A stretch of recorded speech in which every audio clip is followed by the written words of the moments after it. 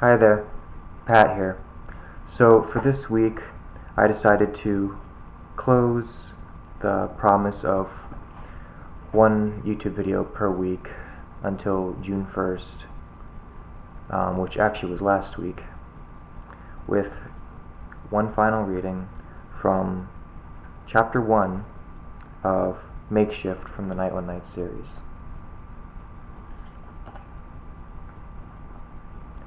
Now, if I can just get this page here, we can begin. Part 1, Desolation. Chapter 1, Watchtower.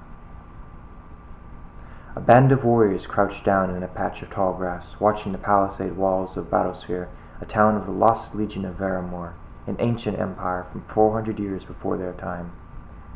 They were led by a girl with brown hair, dark eyes, and a fit figure, one of a soldier.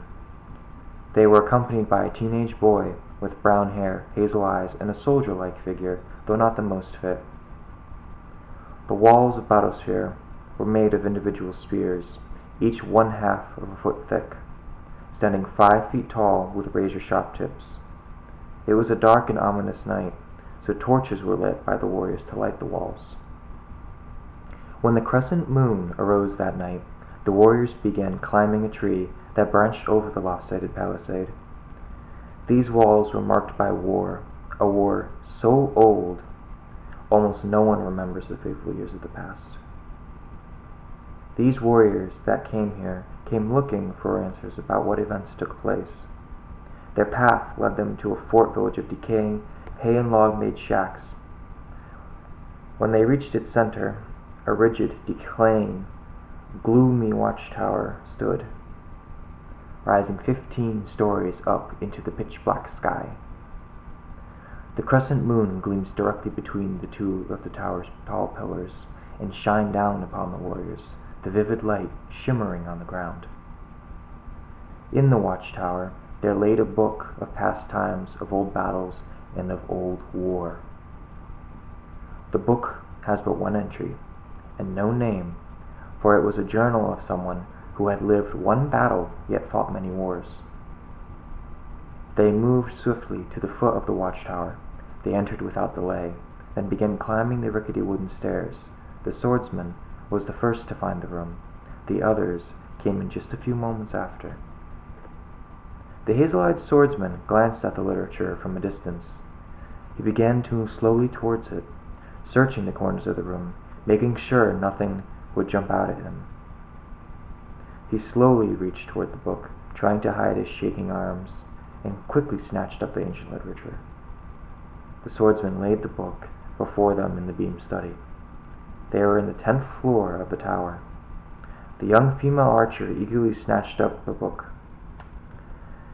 She nodded in reassurance that it was what they had come for. She opened the book and started to utter the words inside it from a language no longer spoken, until one they would all understand. The swordsman grabbed the torch so she would be able to see the text better, and held it over the book steadily, while the archer laid her bow on the oak plank floor. Legions of unknowns are surrounding the gates. No reinforcements, only 9 men left standing. They are like the undead, almost invincible. Something else comes with these horrid creatures, something big. It bangs its axes and clubs against the walls. I must call in the remaining troops, all but 8 dead. These larger creatures are more than 6 feet tall and have pale green skin. I counted 3 of the hellish giants. We are now locked in the watchtower until they leave. We only have stone weapons, which in this fight are utterly useless.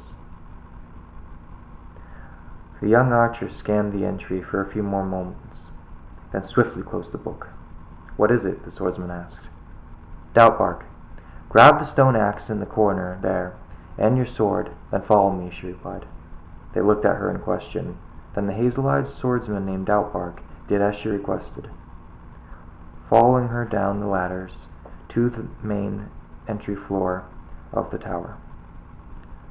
The 4 other torchmen arrived within seconds behind him. They noticed a sealed-off stone door in front of them and studied it briefly. "Cortal," "What are you up to?" Dalbark questioned. The other part of the entry mentioned a skull of some sort, one of great power, hidden in a sealed room at the bottom of the tower. "The door is only supposed to be opened by placing that stone axe against the center slot." A torchman asked. "Good thing there are only 9 slots on the door, right?" Cortal nodded in agreement. "Doubt. Put the axe on the 5th slot from either side. The only one that can fit its blade into it." Dalbark nodded in agreement, then placed the axe on the slot and pushed as hard as he could. The door barely budged. "A little help here, please?" he asked. The 4 torchmen went up and began pushing against the door and axe, grunting and heaving. Cortal looked at them and laughed. She walked up to the door and opened the end slot closest to her and pushed. A button clicked, and the axe slot opened, enabling them to push back the door with great force.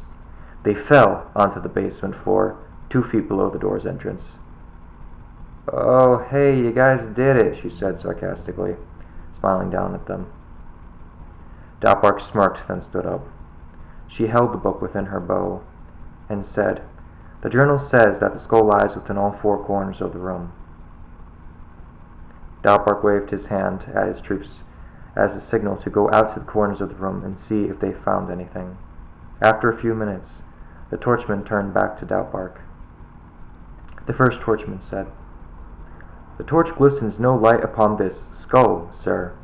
They returned to Dalbark and Cortal and waited a response. Cortal paced for a few seconds, then stopped. She read the passage again, and her eyes widened. "It's under the stairs!" Dalbark personally ran behind the door entrance and bent down to the crawl space. He tilted his head slightly upward, just to meet the eyes of the others. "Found it," he said, smiling. As dawn had begun to show its pale gray light into the basement room, the skull began to glow a pale yellow-green from within. The friends looked at each other in looks of wonder and concern. They stepped back, leaving the skull on the ground. The skull flickered. Then the dirt on the ground started to cave in around it. Dalbark jumped backwards and screeched, losing his balance as he first got up. The skull was now forever hidden beneath the earth. He scrambled to his feet, sprinting back towards his friends at the bottom of the stairs. A bash of metal rang against the earth 3 times, bellowing through the abandoned city of dust and emptiness. Then, in an instant, a sharp cry rolled all around them, forcing them to close the watchtower door and hide inside it. They cowered in a corner, covering their ears, praying their ears would not burst. The sound stopped abruptly. Dalbark ferociously ran for his sword. He dodged an unsuspecting arrow as he darted out of the watchtower's door. It just missed his head and clipped his earlobe. He winced for a second, then turned back and cried out, "We can't hide! They will find us and kill us anyways. We must fight them." At that moment, their enemies burst through the north gate, and he found himself no longer standing alone. Cortal rose to Dalbark's side. "Well, what are we waiting for? Charge!" One of the intruders pointed at them and blurted out something they couldn't understand in the Dan language. The intruders regathered inside the gate. They charged at Dalbark and his friend, axes and bows at the ready. "They are goblins!" One of the torchmen screamed in terror. The short, pale figure bared its spiky yellow teeth, satisfied with a bloody piece of flesh hanging from its crooked mouth.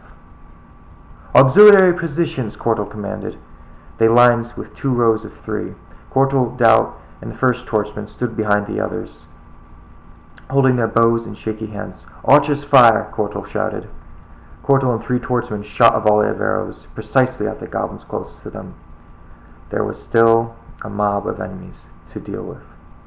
More goblins bashed down the south gate. "Cortal, watch your back! They are coming from behind you!" Dalbark shouted, as an iron goblin axe whirled over her head, nearly missing her. Cortal stared straight at the direction the axe came from and blinked in fear.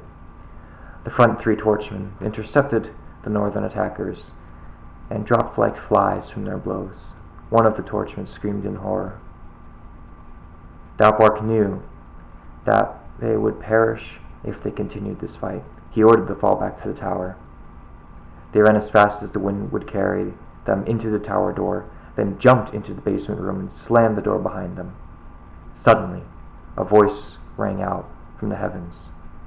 The voice was saying, "Let the wrath of God and the mystics smite down these insolent creatures of death." A wild, whitish blue light covered the land, and a single beam, and the screams of thousands sounded, then were forever silent. Silent as though they never existed in the first place. It sounded for about what seemed like an eternity.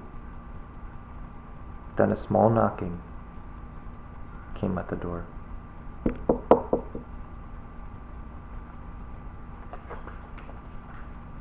Chapter 2 is called The Ranchers.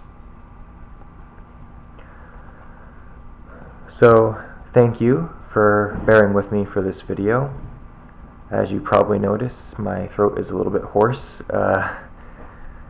but I hope that you did enjoy the reading of Chapter 1 from the Nightland Knights Makeshift, and I hope you do take interest in this book or in this series.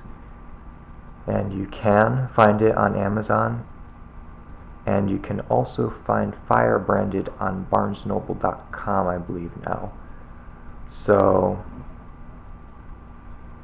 we'll see how things go. I hope you enjoyed it, and I hope that wherever you are in the world, that you stay safe and healthy, and that you have a good rest of your day.